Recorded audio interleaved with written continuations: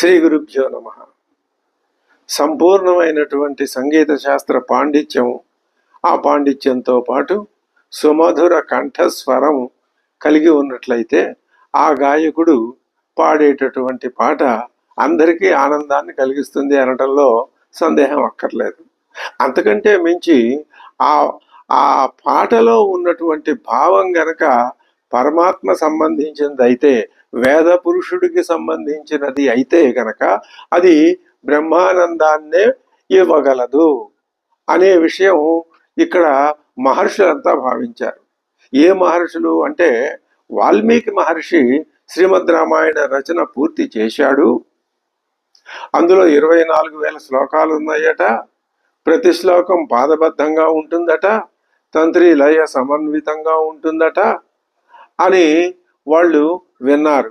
అది పరమ పురుషుణ్ణి గురించి చెప్తుందట. ఏ పరమ పురుషుణ్ణి అయితే మనం నిత్యం ధ్యానిస్తున్నామో ఆ శ్రీరామచంద్రుని గురించే చెప్తుందట అని వాళ్ళు విని వాల్మీకి మహర్షి ఆశ్రమానికి విచ్చేస్తే వాళ్ళందరినీ కూర్చోబెట్టి మర్యాదలు చేసి వాల్మీకి మహర్షి కుశలవుల్ని పిలిపించి వాళ్ళతో శ్రీమద్ రామాయణం గానం చేయించాడు.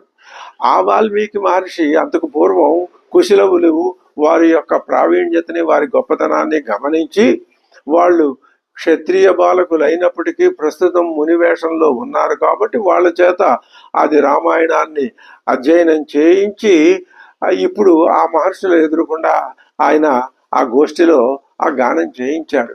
వాళ్ళంతా విన్నారు.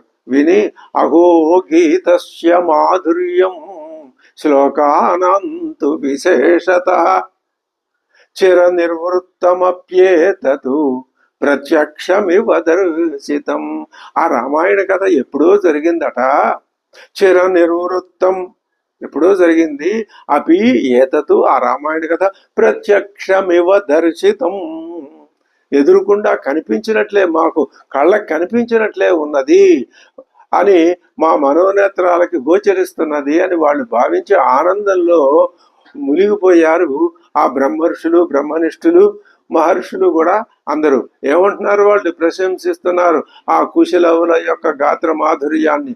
అహో గీతస్య మాధుర్యం, ఎంత తీయగా ఉన్నది ఈ పాట. ఈ పాట యొక్క తీయదనం కంటే మించి శ్లోకానంతు విశేషత, ఆ శ్లోకార్థాల భావం ఎంత గొప్పగా ఉంది అని. చిర నిర్వృత్తమప్యేతతు ప్రత్యక్షమివ దర్శితం అని ఆ మునులంతా ఆ కుశలవుల యొక్క కంఠమాధుర్యాన్ని, రామాయణ కథామాధుర్యాన్ని